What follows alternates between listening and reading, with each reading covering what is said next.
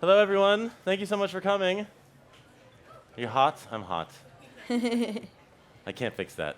Hopefully we can fix some other things. My name is David Michelle Davies. I run Webby Media Group. If you don't know about us, we run the Webby Awards. It's in its 20th year, recognizing the very best of the internet. It takes place in New York. It's a global show. About 5 years ago, we started something called the Lovie Awards, which is honor recognizing the very best of the European internet, judged just by Europeans, only recognizing Europeans. We accept entries in 6 different languages. We've been very fortunate to partner with Google for almost since the very beginning of the Lovie Awards, and some of the fruits of that partnership and things that we've been able to do, one example is we started a category recognizing emerging entrepreneurs, and specifically entrepreneurs that have a social mission. Our guest today was the recipient of our Lovie Emerging Entrepreneur of the Year Award in 2015 for Impossible.com. We'll talk about that in a second. If you spent any time following the world of fashion or film, you probably recognize Lily from her prolific career as a model and also an actress. But she has been doing much, much more than that, which hopefully we're going to talk about here today. So please welcome Lily Cole. Thank you for joining us. Thank you for having me. So why don't you start off and tell a little bit about, just for people who don't know about Impossible.com, give them a brief overview if you wouldn't mind. Yeah. Sure. So we launched Impossible about 2 years ago, and the core proposition was, can we use technology to connect people to share? So we created an app. So we've just rebuilt the app. It's coming out in the next few months, a new version.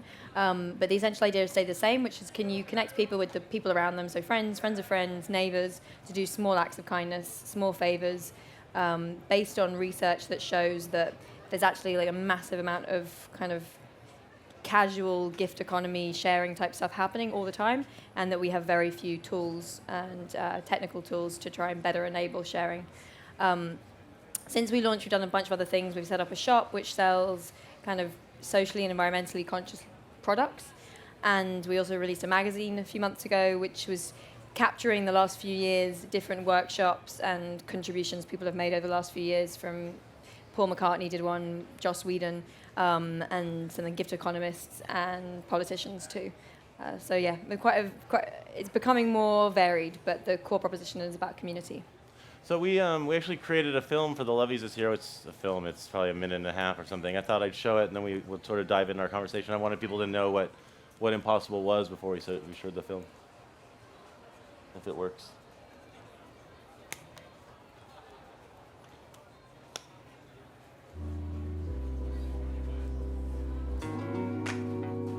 I really do believe that we live almost like mirrors of each other in society, and so we kind of just live by the rules of the people around us.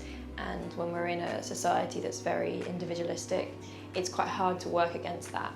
Whereas if you're in a community or a society that has a different value system, it's actually really easy to think something like giving is really easy and natural, because you see the immediate return.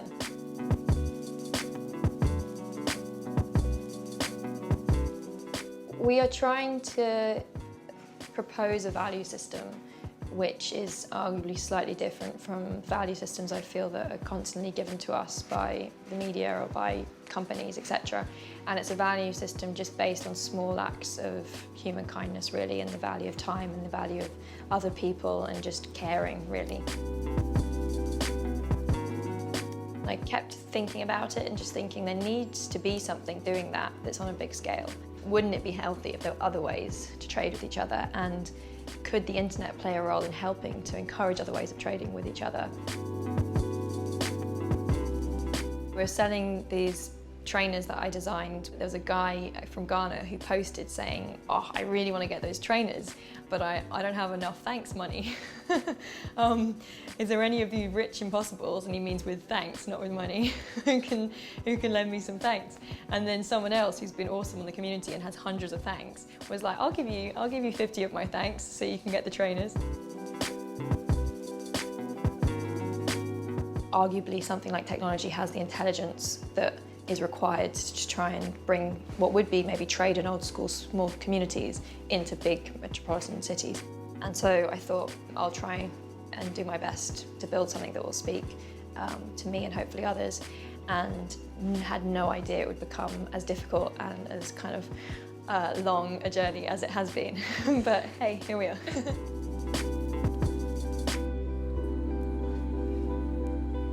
So you talked a little bit about the inspiration in the clip there. Where was the sort of kernel of the idea? And I mean, there must be something in your background or some part of your career before that drove you to come up with something like impossible.com. I think it's a mix of things.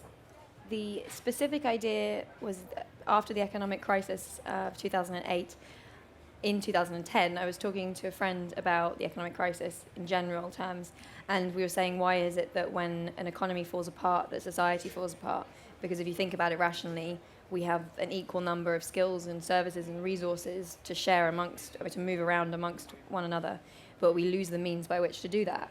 And could technology help distribute skills and services and resources so that we're not solely dependent on money? It felt like a very simple but potentially powerful idea. I was in my last year of university, and it kept coming back to my head over the next 6 months whilst I finished university. And I started researching that space, and I could see what would now probably be understood as the sharing economy. I could see the kind of beginnings of that bubbling up. So I found Airbnb before it was known, and several other sites similar that were looking at peer-to-peer ways of trading. And it felt like something worth doing.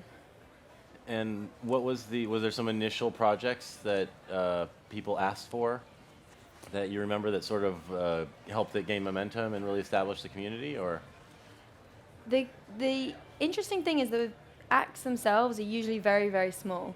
And so they never, which for me is the most kind of poignant part of it, because this morning, for example, on my way coming here this morning, I forgot my passport. I already told you the story. I turned up at the airport in London. I forgot my passport. I'd managed to use my phone. I'm not that flaky a person, but I was having, for some reason, a really off morning. And I only got here through a real series of acts of kindness where, like, a guy lent me his phone, and then another woman lent me her phone, and then my boyfriend got in a cab and brought the passport. And luckily, the plane was delayed. But those small acts of kindness, I feel, do happen all the time. And then none of them are grand. Like, you say that somebody lent you their phone, and it's not like you haven't saved a kid running across the street. But those small acts actually are really important and add up and create social cohesion, create community, create really positive effects, I believe. Yeah. So how did you get? I mean, it really, as a community, it's really taken off, and it's there's an engagement there that I think you don't find in other places. Was it just word of mouth? Or how did you bring people to the site to start doing that? So the very beginning, we didn't have much money, and so we relied on PR because luckily I can get PR for free a lot of the time, and we did loads of PR, and we got quite an amazing response, which still surprises me. Big kind of all the big kind of media players around the world got behind this idea and what we were trying to do, which was wonderful and has built us a global community. At the same time, if I was doing it again, I probably wouldn't have been so ambitious, and I wouldn't have gone for 3 continents at the same time. Now we're taking a slightly different tact, which is a little bit more under the radar and more about trying to build localized grassroots communities. Because there does have to be, even though it's on the internet and everyone can access it, there is a local part of it, which is it's a lot easier to do things for people that you're close to, physically. I mean, of course, you can do things for people far away, but it's not quite the same. Exactly, and so as a consequence of the kind of global way that we launched it, most of the not most, but a large part of the interactions are online. So people will do mentoring overseas or learn languages overseas, and I'm not undervaluing that at all. It's beautiful, and people are engaging with it. But the original idea was more about offline connections and real world relationships. And so now we're pushing more in that direction of localization. What's interesting, I think, at the Webbies, we've been recognizing the best of the internet for 20 years, and I think what's really interesting is that so much of what you guys are doing is sort of like the roots of what people who were at the very early web really dreamed of the web to be and wanted it to be. And you think of things like, even like Craigslist, where, that was just people, there was a lot of giving on those sites in the beginning before too many people came. It's an interesting observation. I would say that the kind of technical, theoretical word for what we're trying to do is called the gift economy. If you read like anthropological books or economic books, they call it the gift economy. And I kind of feel like the internet is a resurgence, a kind of modern day resurgence of the gift economy in many ways. I mean, obviously, not in its entirety, but it's in its beginning, because Tim Berners-Lee and his co-founders kind of gave away what became the internet. And then the open source movements have been a huge part of the internet as we understand it today. And open source is based on the same principle of essentially giving on the assumption that you'll be part of something bigger by giving. Yeah. So for me, it's very core to what the potential the internet has. Have you run into those problems? I mean, I think that if you were to ask any casual user of Craigslist today, they would probably tell you that there's a lot of valuable experiences there, but there also can be the problems of having too many people, and the trust factor has lessened as it's grown. Mm-hmm. Have you run into those troubles as well? Is it like the Touchwood. the safe, trusted space where? Fortunately, not at all. And I don't know that that's just that we've been lucky, or that it's somewhat of a fear that's less ground. I mean, of course, there's reality behind that fear, but that's actually quite unusual that bad things happen. I think for the most part, people are cool, and it's very rare that your next door neighbor is a mass murderer. And in a way, I think part of what we've been trying to do is debunk that myth that we should be scared of strangers, and try and reveal that actually most strangers do have your best interest at heart. Yeah. Is like looking at the history of the gift economy something that you're interested in, and is that something that you've followed? Is that a sort of an inspiration? You talked about it there for a little bit. Yeah, sort of certainly. The offline world of the gift economy? So when I was in my last year at university and researching, I read a few different books written about the gift economy and how different pre-capitalist societies have existed in gift economies. For example, like potluck is quite a famous Native American practice where communities would come together and give gifts, and anthropologists understand that the person who gave the most was actually with the most social reputation, which is almost an inversion in some ways, I'd say, of our system. So for me, those kind of historical examples suggested that it is possible to live in a slightly different economic structure. And they also went to say that there's a lot of social and sociological value that comes from that. So if you give to somebody, it makes you feel good. It produces oxytocin. The person who's given to has, Marcel Mauss used to call it a positive psychological debt, so a feeling to return it, which I would call like gratitude. And I don't know, I'm sure you've experienced that someone does a favor for you and you want to give it back. And then that creates a relationship. And if you imagine those small relationships happening en masse, that's essentially what I would say is community. Yeah. And you talked a little bit about the shop. So, and I'll try and paraphrase and elaborate. You started a shop recently, I think just at the end of last year, right? Yep. And essentially the idea is also at impossible.com, and the idea is to bring more visibility to how the things that we buy are made, and what the stories are and the people who make them, and sort of understanding that whole chain, right? Exactly. How are you thinking about that in relation to the overall, is that tied into the gift economy message, or is it a larger sort of mission?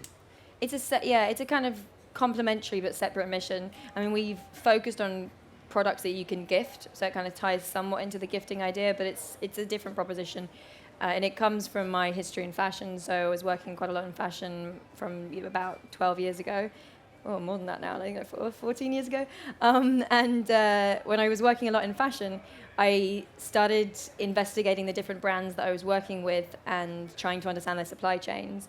It happened because one of the brands I was working with was criticized a lot by the media and how they were managing their supply chain. And so I went to investigate the supply chain, and I became really inspired by thinking about impact and thinking about how the things I was advertising, and arguably the things I was also buying and using as a everyday consumer, were having this huge kind of chain of reaction in the background, which could be positive and could be negative, but often is not transparent. And it's been a journey I've been on for ever since then, of trying to become a more kind of conscious consumer in terms of how I spend.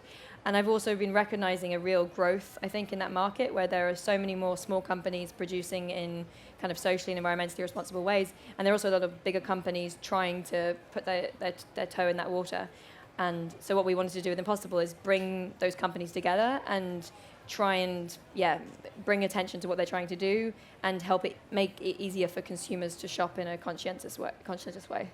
It just sounds, it's like so complicated, right? Like, how do you figure? I mean, I would imagine just one product or two products, just understanding what went into that could be like a week's worth of work.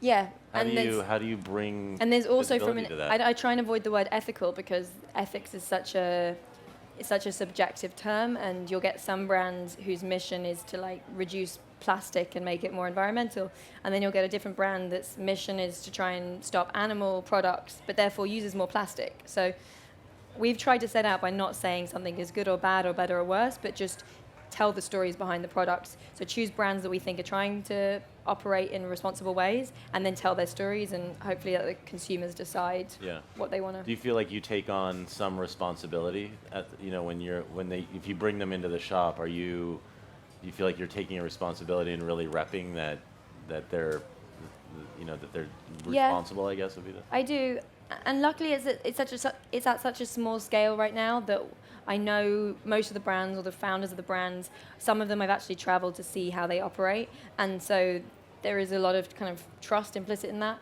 If it scaled much bigger, then I think we would have to probably have much more organizational structure in how we storytell behind those products. Yeah. Have you worked with partners to help with that as well, or no? Yes, we work with Provenance. Right. Okay. Awesome London-based startup, and they've got a very similar mission. Different business models, so they're not going to the consumer, but they're trying to tell stories behind products. They're currently using blockchain. I was about to say Bitcoin, that's not right. Blockchain technology to do that, and I really rate them. So we've been working in partnership with them to tell the stories. I'm glad you brought up the blockchain. I wanted to talk a little bit about that, and I don't know how much you guys have looked at that and how important it is. It just seemed, to me, it seems it could be very connected to what you're doing, and that you're establishing, there's some element, a high element of trust in what you're doing, and you're establishing a community around trust and around giving. And there's some opportunity for the blockchain to make that type of transaction more trustworthy and transparent. And is that something you are interested in or look at? Or? I'm so interested in it, and I've tried so hard to really understand the blockchain, and I still can't. So I have to kind of go on a very abstract theoretical level of how it works and how it could be adapted to what we're trying to do. But we have done a couple of hackathons looking at could we use the blockchain to essentially create a reputation system behind what we're building. Right now, the reputation system is much more kind of a simple structure, similar to Airbnb or eBay. It doesn't rate, but similar in terms of just user feedback. I think that if somebody has a way of marrying the blockchain to reputation, it would be amazing, and I'd be very open to having that conversation with them. This is a little bit of a dorky question. How did you get the URL impossible.com? It seems like an impossible thing to get. I was actually, so I'd had the idea for a while and it was ruminating. I'd already bought a couple of different domains, and none of them I was entirely taken by. Do you own lots of domain? Are you like a domain? Do you have? Not now, but at that point okay. in time, I'd bought like ones that were relatively cheap. I'd bought a couple of them. And be like, oh, that's a good idea. Maybe that one. And I went to see a play, and we were watching the play, and the play it was quite cheesy musical, and it was all about like possibility and anything's possible. And I'd just written my thesis in university, and it was called Impossible Utopias, and it was similarly about this idea of possibility and impossibility, and how arguably we create limitations and define what is impossible when most things are actually possible. And so when I was in the play, and suddenly kind of clicked, oh my God, I have to call it Impossible. That's like the perfect name. And I remember coming home thinking, if impossible.com is available, that would just be nuts. And like that will prove my idea that anything is possible. And it was. Come on. It rooted to, well, you knew the end of that story, otherwise I wouldn't have it. No, I didn't know. I thought you must have bought it from somebody or something. No, I bought it from somebody. Okay. But I mean, it was available. He wasn't using it. Okay. I went to it, and it rooted to somebody in Santa Barbara, and it was a high enough price that I had spent a month thinking about it, but a price I could afford, and so it made me commit to the project. Oh, that's excellent. I'd love for you to talk a little bit more about just to get a little heady about the perspective of thinking things are possible and or impossible, and the effect that you think that has on, you sort of touched on it there. There's been a lot written about this type of thing, and it's pretty out there. But it's really about how your own perspective shapes the world and shapes the interactions that you have, and about how people, when they can change their perspective from the inside, are able to actually shape the world to the outside. Is that that's something you're really interested in and think about? Yeah, so it's quite hard for me my thesis was like 9,000 words, so it's quite hard to like drill it down into a paragraph. but I was thinking a lot at the time, and I studied art history, so I was looking at mostly 20th century artists and how a lot of 20th century artists played with this idea of debunking the status quo in different ways by saying that you should maybe just like walk for a day and discover what comes into your reality, or you should go into a supermarket and like mix around the cereal boxes, just because we have that ability. They were metaphors, but just we have that ability constantly to play with the world around us and recreate the world around us. The concept of utopia, which is what I was writing about, comes from the Greek for no place and for the good place. And some people cynically therefore say that like the good place is no place, like it doesn't exist. Doesn't exist, right. But I inverted that and said, actually, maybe the good place is no place, i.e. you can't create it. It's not like a solid structure, and most utopian projects arguably fail because they try and say this is the perfect society or this is the perfect building, and then entropy comes in and it's impossible to create a perfect structure. But actually in no place, in like the present moment that is not, that's just purely the present moment, there is endless possibility, and that's the possibility to see the world differently, to imagine the world differently, create the world differently, and that possibility exists for every single human being in every moment. And that for me is utopia. And again, it's quite hard for me to just quickly summarize, but I do fundamentally believe that. And I think that the concept of impossible, of course there are some things that maybe physics at this moment in time say are impossible, but for the most part, most things that people call impossible are totally not impossible. Like most things are possible, actually. And I think it's just reframing your thought process, and then it can make you see the world differently, interact in the world differently, and create new things. What are some of the challenges that you ran into that you might have looked at as impossible and you were able to sort of open and flip and make happen? Like when you look back, are there some things that you look back and you're like, wow, we did that? I think it's just every time that I feel scared by something, or I think that's not going to work, or that's difficult, I almost want to like challenge myself to try and prove that it can. And I feel like so far in life that's never not happened.